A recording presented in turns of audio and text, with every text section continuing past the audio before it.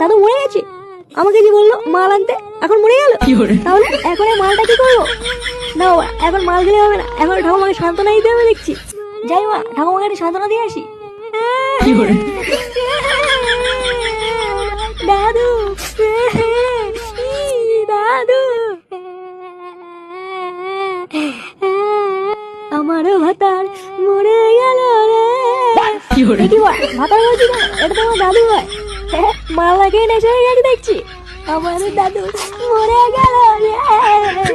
ও দাদু গো, আমায় ছেড়ে যেও না গো দাদু। আরে একটা সাদা ভাঙা গান হয়ে গেল মনে হচ্ছে। এটা কি তা বলছো রে? তাই তো দেখছি ওরা।